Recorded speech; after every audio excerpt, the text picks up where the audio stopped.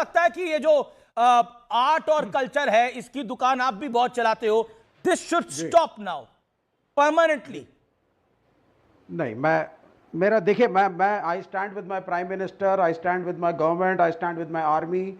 और युद्ध का एक तरीके से समय चल रहा है और मैं अपने देश के साथ खड़ा हूं, लेकिन शांति होगी। और जब शांति होगी तो कहीं ना कहीं देखिए, पाकिस्तान के अंदर जो एम्बेसडर्स बोलते आए हैं कि वी डोंट नो हम बात किससे करें, हम फौज से बात करें, एक्सटर्नल अफेयर्स मिनिस्ट्री से बात करें, वहां के प्राइम मिनिस्टर से बात करें, यही नहीं मालूम। तो वहां पे ये जो भी कलाकार हैं, जो भी खिलाड़ी हैं, ये स्मॉल फ्राइज हैं। ये वहां भी जूते खाते हैं अपनी सरकारों से, और यहां हम भी बैन लगाते हैं। मेरे ख्याल से आर्ट एंड कल्चर और स्पोर्ट्स को बड़ी चिंता हो रही है आपको उनकी? सही पकड़े हैं, रखना चाहिए। An artist is an artist. नहीं, आर्टिस्ट इज आर्टिस्ट, लेकिन आपको उनकी चिंता हो रही है। जी जी जी, एक सेकंड, सुधांशु त्रिवेदी का भी इस पे टेक होगा, मुझे उनका भी देख लें। सुधांशु त्रिवेदी, और परसों तक यही, आज से 5 दिन पहले यही लोग बोल रहे थे मोदी कब एक्ट करेंगे, मोदी कब एक्ट करेंगे, 10 दिन हो गए। देखिए, ये जो एक मानसिकता इस देश में बनाने का प्रयास किया गया है, वो बहुत खतरनाक मानसिकता है।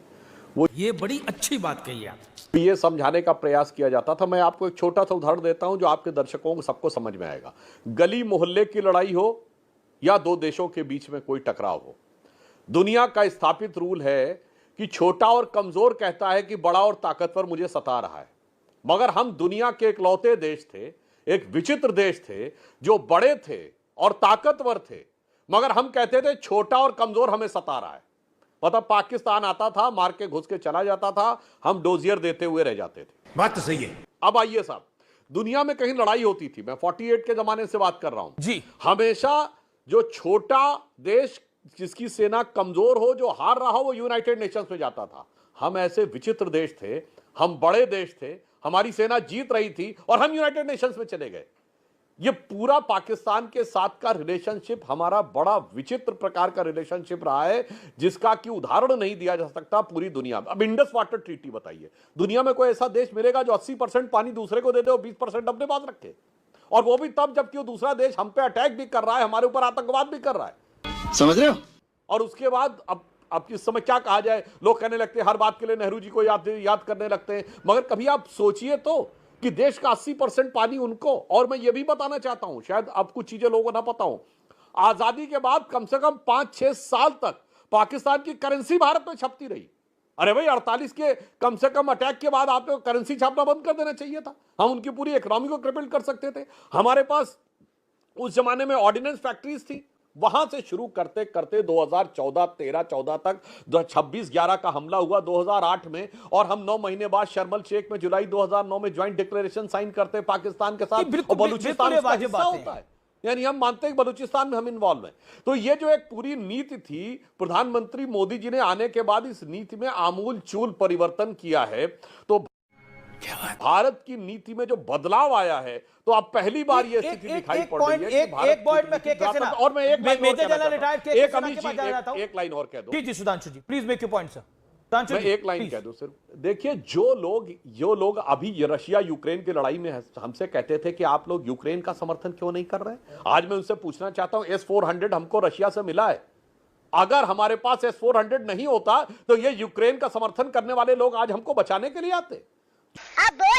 जो लोग कहते हैं इजराइल हमास की लड़ाई में, आप लोग हमास के मासूमों पे नहीं बोल रहे हैं। आज हमारे लिए अगर जरूरत पड़े तो इजरायली इंटेलिजेंस की जरूरत है या हमास वालों की जरूरत है। इसलिए इस देश को जरा गंभीरता से सोचना चाहिए। ये जो लोग हैं, मैं पुनः कहना चाहता हूं, ये देश को हर दृष्टि से कमजोर करके देखना चाहते थे। आज मैं चुनौतीपूर्ण ढंग से पूछता हूं, मेरे भाई बोलो, हमास पे ट्वीट करने वालों, गाजा पे ट्वीट करने वालों, और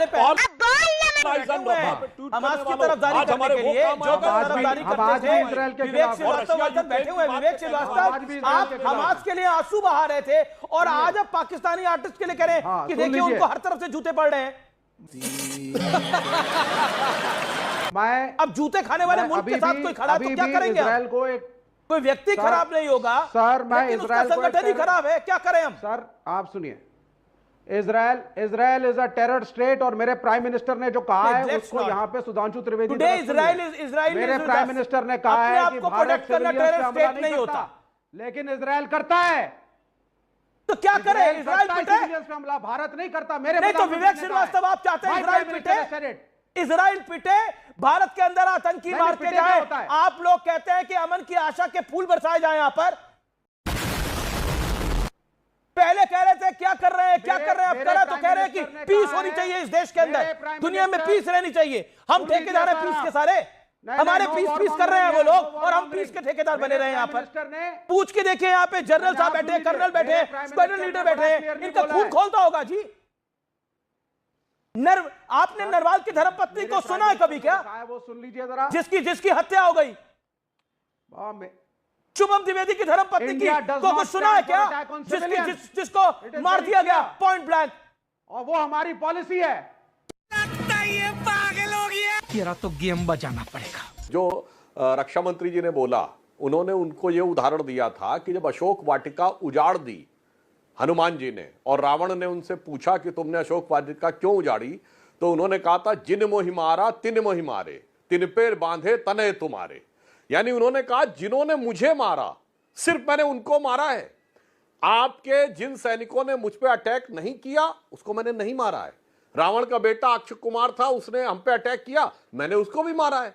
तो बिल्कुल उसी सिद्धांत का पालन भारतीय सेना ने किया कि जिन्होंने हमारे मासूमों को मारा, हमने सिर्फ उसी को टारगेट बनाया, न किसी मिलिट्री इंस्टॉलेशन को टारगेट बनाया, न किसी पावर और स्ट्रेटेजिक इंस्टॉलेशन को, न सिविलियन इंस्टॉलेशन को। अब आप बड़ी अच्छी बात कही आप। ये सिंदूर का जहां तक महत्व है, माननीय प्रधानमंत्री जी ने यदि यह विचार सिंदूर का दिया था, यह सिंदूर भारत की परंपरा में एक महान पवित्र प्रतीक माना जाता है। एक और बात आपको बता दूं, भारत की परंपरा में पति पत्नी का संबंध कॉन्ट्रैक्ट नहीं है जो दूसरी सभ्यताओं की तरह है। यह कोई करार नहीं है जिसे तोड़ा जा सके। हमारी परंपरा में तो ये 7 जन्मों का संबंध एक संस्कार है। क्या बात है सर, क्या बात है सर। यह कॉन्ट्रैक्ट नहीं है। तो बहुत दोनों में अंतर है, करार और संस्कार का अंतर है। वहां करार है तो उस संस्कार का प्रतीक सिंदूर है जो उस संबंध के प्रति होने वाले आक्रोश को दर्शाता है। इसका धार्मिक महत्व भी समझ लीजिए जी। दुर्गा जी का जो अंतिम होती है नव दुर्गा के अंत में, जी। उस दिन सिंदूर खेला होता है, यानी वो दुर्गा जी की शक्ति का प्रतीक है। और याद करिए, हनुमान जी अपने पूरे शरीर के ऊपर जो लाल रंग लगाते हैं, वो क्या कथा मानी जाती है कि उन्होंने सीता जी से कहा कि अगर आपकी मांग में इतने सिंदूर से भगवान प्रसन्न होते हैं तो मैं पूरे बदन में सिंदूर लगा लूंगा। जिसके लिए वो चौपाई है, लाल देह लाली लसे, अर्धरु लाल लंगूर, और वज्र देह दानव दलन, जय जय जय कपिसूर। तो मेरे क्या बात, ये